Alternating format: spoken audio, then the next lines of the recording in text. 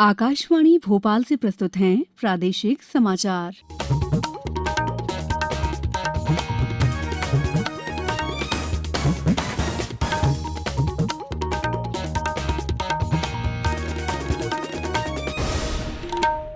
नमस्कार, समाचारों के साथ मैं दीपा सिंह। पहले मुख्य समाचार। प्रधानमंत्री नरेंद्र मोदी कल सभी राज्यों और केंद्र शासित प्रदेशों के मुख्यमंत्रियों के साथ करेंगे बैठक। प्रदेश में कोरोना संक्रमित लोगों की संख्या 3,500 के करीब। अब तक 1,480 लोग हुए स्वस्थ।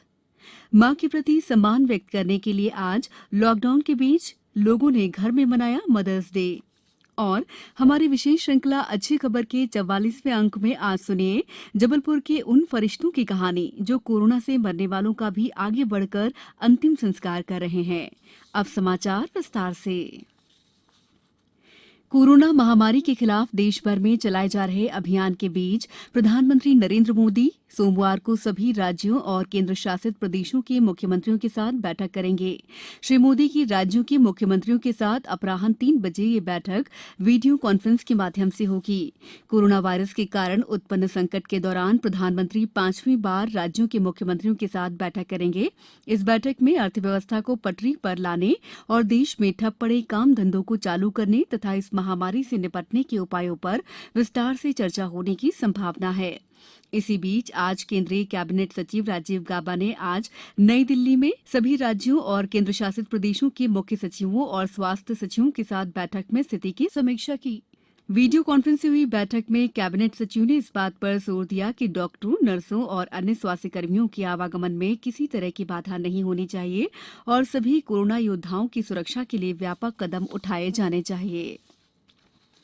देश में कोरोना वायरस का संक्रमण तेजी से फैल रहा है और पिछले 24 घंटों में देश के विभिन्न हिस्सों में इसके 3,277 नए मामले सामने आने के बाद इससे संक्रमितों की संख्या 63,000 के करीब और मृतकों की संख्या 2,100 के पार हो गई है। वहीं अब तक 19,538 लोग ठीक हुए हैं और उन्हें विभिन्न अस्पतालों से छुट्टी दे दी गई है। प्रदेश में कोरोना संक्रमित लोगों की संख्या 3,500 के करीब पहुंच गई है। राज्य में 1,480 लोग अब तक स्वस्थ हो चुके हैं और 211 की संक्रमण के कारण मौत हुई है। इंदौर में संक्रमितों की संख्या 1,858 हो गई है। इस संक्रमण के कारण अब तक 89 लोगों की मौत हो चुकी है। इधर राजधानी भोपाल में एक पूर्व विधायक सहित संक्रमितों की तादाद 766 हो गई है। ग्वालियर में भी 5 नए मरीजों का पता चला है। उज्जैन में कोरोना संक्रमण से पीड़ितों की संख्या 237 हो गई है।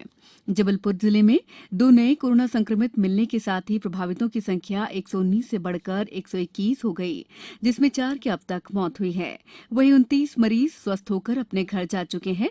सीहोर जिले में दूसरा कोरोना पॉजिटिव मरीज मिला। स्वास्थ्य विभाग ने एरिया को सील करते हुए आगे की कार्रवाई शुरू कर दी। डिंडौरी जिले के शाहपुरा कस्बे में कोरोना पॉजिटिव मिला, जिसके बाद यहां संक्रमितों की संख्या बढ़कर 2 हो गई है।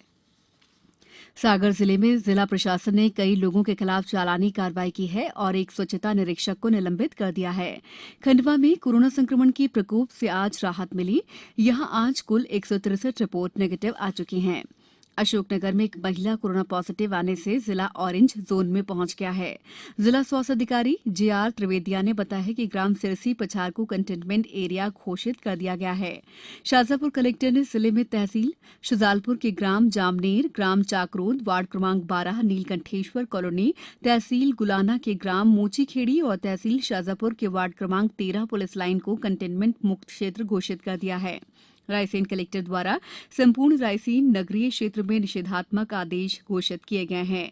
उधर यहां कोरोना को हराकर 2 और मरीज स्वस्थ होकर घर पहुंचे। अब तक जिले के 26 कोरोना पॉजिटिव मरीज स्वस्थ हो गए हैं। होशंगाबाद जिले के विधायकों और सांसदों ने अपनी निधियों से 74,50,000 रुपए की राशि कोरोना संक्रमण से निपटने के लिए दी है। होशंगाबाद के इटारसी में आज एक और कोरोना संक्रमित मिला है। इससे जिले में कोरोना पॉजिटिव मरीजों की संख्या बढ़कर 37 हो गई है, जबकि 25 लोग स्वस्थ हो चुके हैं। वहीं 3 की मौत हो चुकी है। दिल का दौरा पड़ने के बाद कल से अस्पताल में भर्ती छत्तीसगढ़ के पूर्व मुख्यमंत्री और जनता कांग्रेस प्रमुख अजीत जोगी की तबीयत में कोई सुधार नहीं हुआ है। उनकी स्थिति गंभीर बनी हुई है। नारायणा अस्पताल के निदेशक डॉक्टर सुनील खेमका ने आज जारी मेडिकल बुलेटिन में बताया कि श्री जोगी की स्थिति अत्यंत गंभीर बनी हुई है। माँ के प्रति सम्मान व्यक्त करने के लिए विश्व के अनेक भागों में आज मदर्स डे मनाया जा रहा है। ये दिन मई के दूसरे रविवार को मनाया जाता है, जो माँ और शिशु के बीच अद्भुत संबंध को समर्पित करता है। कोरोना वायरस के संक्रमण काल में अनेक माएं नौकरी के साथ साथ अपने बच्चों का भी ध्यान रख रही हैं। पेश है हमारे आगरमालवा संवाददाता महेश शर्मा की एक रिपोर्ट। सृष्टि में माँ को भगवान का दूसरा रूप माना गया है। अपने बच्चों के लालन पालन में माता अपना सर्वस्व न्योछावर कर देती है। अपनी ममता के आंचल में बच्चों की सभी फरमाइशें पूरी करने का प्रयास करती है। कोरोना वायरस के चलते नौकरी और बच्चों में सामंजस्य बिठाते हुए मदर्स डे पर अपने विचारों को साझा कर रही है आगरमालवा जिले में पुलिस और अस्पताल में कार्यरत माताएं। मैं उप निरीक्षक संगीता शर्मा थाना कोतवाली आगर पर पदस्थ हूँ, जो कि सुबह 7 बजे से 3 बजे तक रहती है। तो मैं जनता को बस अवेयर करने के लिए, लोगों को इसका पालन करवाने के लिए मेरी ड्यूटी रहती है। क्योंकि मैं एक माँ हूँ, मैं अपने बच्चे को छोड़कर आती हूँ, उस बच्चे का चिंता मुझे भी रहती है। लेकिन मुझे अपने बच्चे की चिंता के साथ साथ में भारत माँ के सभी बच्चे जो है उनकी भी चिंता है, उनकी सेफ्टी का भी ध्यान है। तो मैं उनका भी ध्यान रखती हूँ, अपनी ड्यूटी का पूरी तरह से पालन करती हूँ। मेरा नाम डॉक्टर सुनीता कबीर सागरिया है। मैं जिला चिकित्सालय आगर में महिला विभाग में महिला चिकित्सक के रूप में कार्यरत हूँ। मेरे 2 जुड़वा छोटे बच्चे हैं। ड्यूटी पर जाते समय कभी कभी ऐसा होता है कि बच्चों को छोड़कर जाना बहुत मुश्किल हो जाता है। उन्हें सोते हुए भी छोड़ के जाती हूँ, जिससे वापसी में बच्चे जब देखते हैं, एक झलक भी देख लेते हैं, तो बच्चे बिल्कुल गोद में आने के लिए आतुर रहते हैं। लेकिन मजबूरीवश हम उन्हें गोद में नहीं ले पाते। आकाशवाणी समाचार के लिए आगरमालवा से मैं महेश शर्मा। ये समाचार आप आकाशवाणी भोपाल से सुन रहे हैं। हमारे समाचारों को अब आप कभी भी और कहीं भी अपनी सुविधा के अनुसार सुन सकते हैं। ये समाचार बुलेटिन YouTube, ट्विटर और फेसबुक पर AIR न्यूज भोपाल पेज पर भी सुने जा सकते हैं। इसके अलावा आप हमारी वेबसाइट newsonair.nic.in पर अथवा AIR न्यूज ऐप पर भी समाचार सुन सकते हैं। ब्रेक के बाद समाचारों में आपका एक बार फिर स्वागत है। सूचना प्रसारण मंत्री प्रकाश जावड़ेकर ने गलत उद्देश्य से फैलाई जा रही फर्जी खबरों को लोकतंत्र के लिए खतरनाक बताया है और कहा है कि सरकार इस संबंध में कड़े कानून उपाय करने पर विचार कर रही है। श्री जावड़ेकर ने शनिवार को यहां नारद जयंती के अवसर पर नेशनल यूनियन ऑफ जर्नलिस्ट के एक वेबिनार में संगठन द्वारा फेक न्यूज पर तैयार की गई एक रिपोर्ट को जारी करते हुए ये विचार व्यक्त किए। हमारी विशेष श्रृंखला अच्छी खबर के 44वें अंक में आप सुनिए जबलपुर के उन फरिश्तों की कहानी जो कोरोना से मरने वालों का भी आगे बढ़कर अंतिम संस्कार कर रहे हैं। अच्छी खबर का प्रसारण हर रविवार को किया जाता है।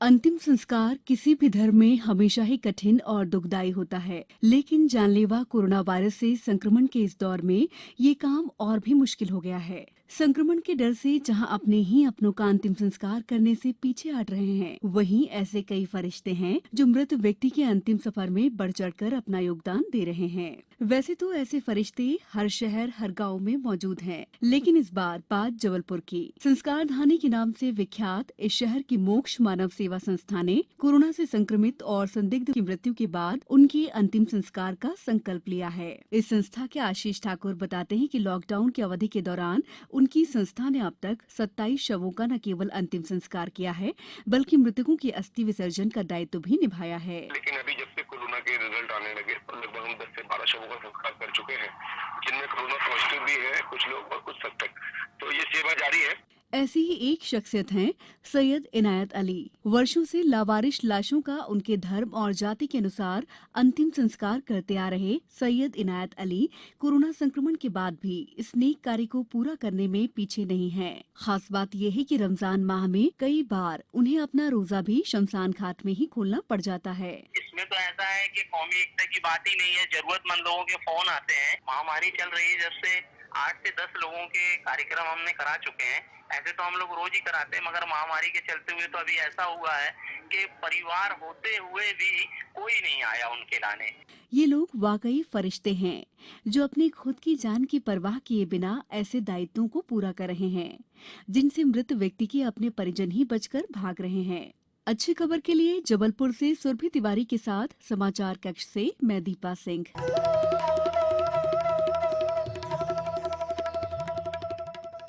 अब कुछ समाचार संक्षेप में। मुख्यमंत्री शिवराज सिंह चौहान, गृह मंत्री डॉक्टर नरोत्तम मिश्रा और पूर्व केंद्रीय मंत्री ज्योतिरादित्य सिंधिया ने नरसिंहपुर जिले में एक ट्रक हादसे में 5 श्रमिकों की मौत पर शोक जताते हुए विनम्र श्रद्धांजलि अर्पित की। राजधानी दिल्ली में रविवार को भूकंप के हल्के झटके महसूस किए गए। भूकंप की तीव्रता रिक्टर पैमाने पर 3.4 मापी गई। खंडवा में आज सुबह औरंगाबाद से श्रमिक स्पेशल ट्रेन मजदूरों को लेकर खंडवा पहुंची। इस ट्रेन में कुल 1170 प्रवासी मजदूर आए हैं।